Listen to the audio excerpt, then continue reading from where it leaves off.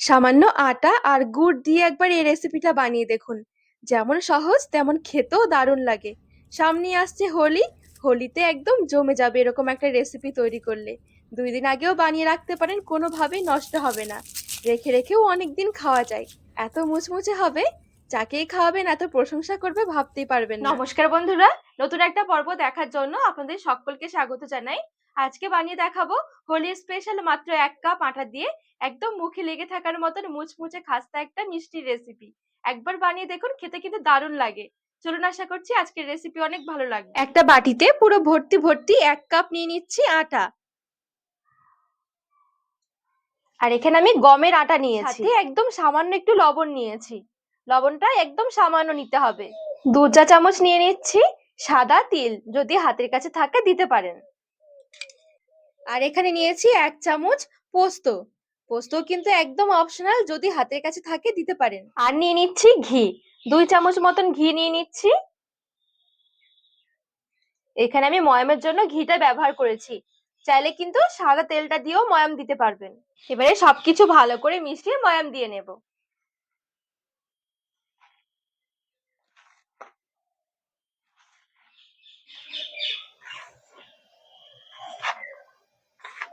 তো এখানে সুন্দরভাবে হাতে ঘষে ঘষে একটু ময়াম দিয়ে নিয়েছি।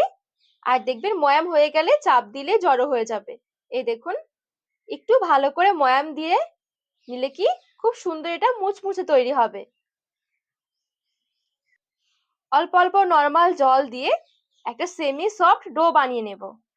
না অনেক বেশি নরম হবে, না অনেক বেশি শক্ত হবে।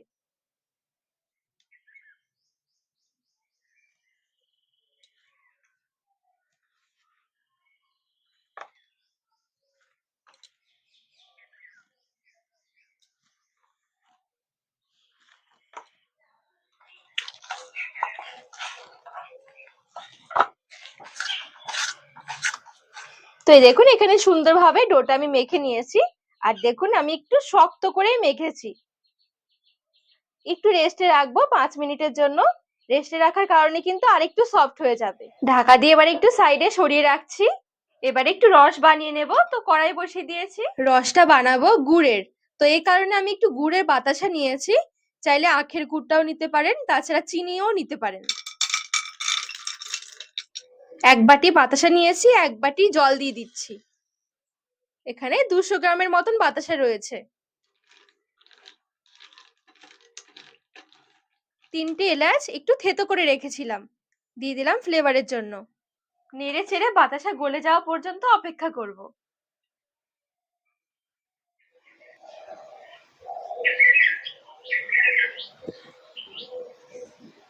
বাতাসা গলে গিয়ে দেখুন সুন্দরভাবে রসটা ফুটে উঠেছে।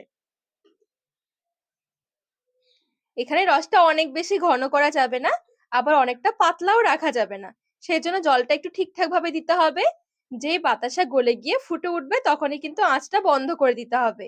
এর চাইতে বেশি আর ফোটালে রসটা কিন্তু ঠান্ডা হয়ে গেলে জমে যাবে। আর এ পর্যায়ে রসটা যখন ধরবেন তখন দেখবেন একদম চিপচিপে মনে হবে। আর একদম হালকা দেখুন তার হচ্ছে। তারটা কিন্তু সেরকম একটা বোঝা যাচ্ছে না। এই দেখুন, ঠিক এরকম ভাবে কিন্তু রসটা রেডি করে নিতে হবে। এবারে নামিয়ে এক সাইডে রেখে দেব ভালো করে ঠান্ডা হওয়ার জন্য। এদিকে ডোটা ঢাকা দিয়ে রেখেছি, মোটামুটি 5 মিনিট হয়ে গেছে। হাত দিয়ে একটু মেখে নিচ্ছি। এবারে চাকিতে নিয়ে নিচ্ছি।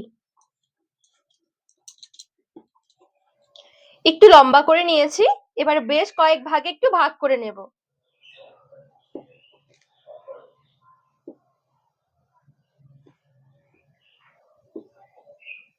তো এখানে সুন্দরভাবে আমি 10 ভাগে ভাগ করে নিয়েছি।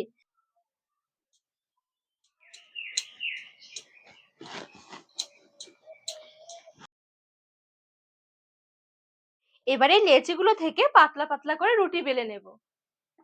বেলে নেওয়ার সুবিধার জন্য একটু আটা ছড়িয়ে তারপরে বেলবো।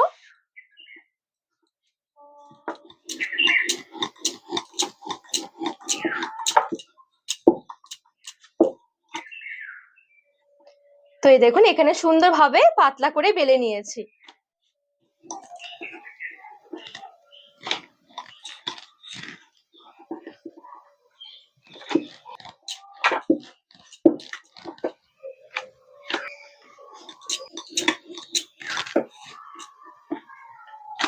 তো 10টা লেচি থেকে 10টাই আমি একদম পাতলা পাতলা করে রুটি তৈরি করে নিয়েছি। একটা ছোট বাটির মধ্যে 1 চামচ আটা নিয়েছি, আটার মধ্যে 1 চামচ ঘি মিশিয়ে নিচ্ছি, ভালো করে মিশিয়ে নেব। দেখুন এখানে আমি আটা আর ঘি দিয়ে ঠিক এরকম একটা পেস্ট বানিয়ে নিয়েছি। এবারে বেলে রাখা একটা রুটি নিয়ে নিচ্ছি। এই যে এদিকে আটা আর ঘিয়ের মিশ্রণটা অল্প একটু করে নিয়ে লাগিয়ে নেব।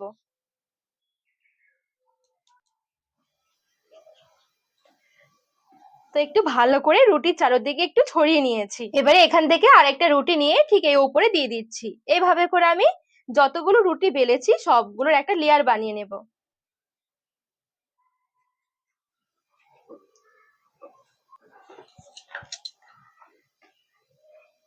তো ঠিক এইভাবে করে সবগুলো লেয়ার করে নিচ্ছি।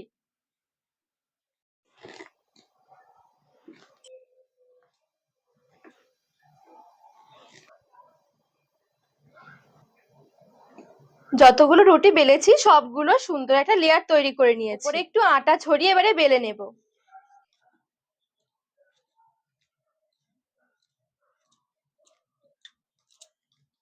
তো এখানে হালকা করে একটু বেলে নিয়েছি। এবারে কিছুই না, ঠিক এইভাবে করে ধরে একটু রোল করে নিতে হবে।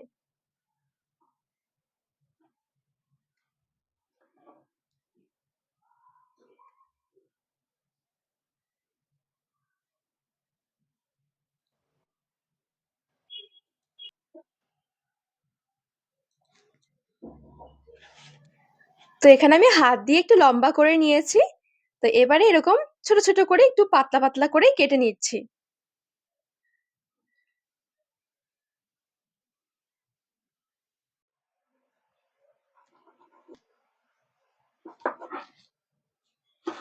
আর এই দেখুন মাঝখানে সুন্দর কিন্তু একটা লেয়ার এসেছে।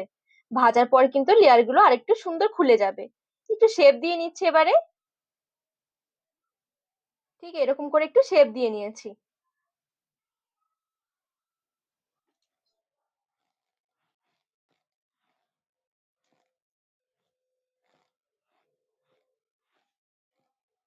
তো এই দেখুন এখানে আমি সবগুলো খুব সুন্দরভাবে তৈরি করে নিয়েছি। এদিকে বেশ কিছুটা তেল আমি একদম হালকা কুসুম গরম করে নিয়েছি। তেলটা ঠিক এমন গরম হবে যেন এরকম হাত দিয়ে ধরা যায়। ঠিক এরকম একদম হালকা কুসুম গরম হবে। এই হালকা গরম তেলে এক এক করে ছেড়ে দিচ্ছি।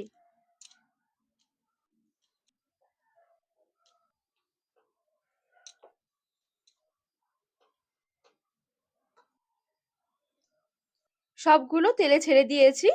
এবারে ঠিক এইভাবে করে রেখে দেবো, গ্যাসের আঁচটা একদম হালকা করে রেখে দিয়ে। আর এই ভাজার সময় খুব বেশি তাড়াহুড়ো করলে হবে না, একটু সময় নিয়ে ভালো করে ভাজতে হবে। যত সুন্দর ভাজা হবে তত বেশি খেতে ভালো লাগবে। আর তাছাড়া একটু ভালো করে ভেজে নিলে কি এগুলো কিন্তু বানিয়ে অনেকদিন পর্যন্ত রেখেও দিতে পারবেন, নষ্ট হবে না। আর এগুলো দেখবেন ভাজতে ভাজতে সুন্দর লেয়ার ছেড়ে দেখবেন সাইজে একটু বড় বড় হয়ে যাবে। এবারে একটু আস্তে আস্তে করে এগুলোকে উল্টে পাল্টে নিতে হবে।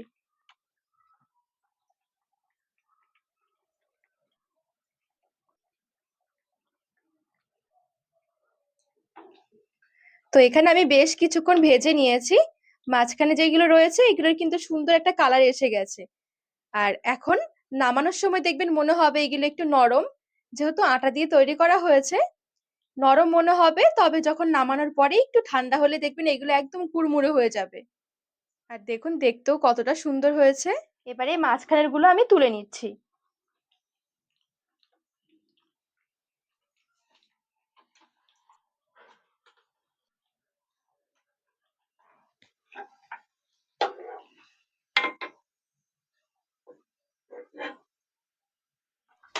সবগুলো সুন্দর করে ভেজে তেল থেকে তুলে নিয়ে থালায় নিয়ে নিয়েছি, একদম হালকা একটু ঠান্ডা করে নেব।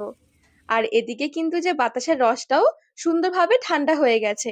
দুটোই কিন্তু ঠান্ডা করে নিতে হবে, বাতাসের রসটাও সাথে এই খাজাগুলো। এবারে এক এক করে আমি এই বাতাসের রসের মধ্যে নিয়ে নিচ্ছি। খুব বেশিক্ষণ এখানে রসের মধ্যে ভেজানো লাগবে না, শুধু উল্টে পাল্টে নেড়েচেড়ে একটু মিশিয়ে নিলে কিন্তু তৈরি হয়ে যাবে, একদম মুচমুচে হবে। সবগুলো তুলে নিয়ে প্লেটের মধ্যে সাজিয়ে ওপরে একটু পেস্তা কুচি দিয়ে সার্ভ করে নিয়েছি। দেখুন কতটা সুন্দর লাগছে দেখতে। ভালো করে ঠান্ডা করে একটা বয়ামের মধ্যে ভরে রেখে দিতে পারেন। দেখবেন অনেকদিন ভালো থাকবে। তো বন্ধুরা, আজকের রেসিপি আপনাদের কেমন লেগেছে অবশ্যই কমেন্ট করে জানাবেন। আর রেসিপি ভালো লাগলে চ্যানেলটিকে সাবস্ক্রাইব করে পাশে থাকার অনুরোধ রইল।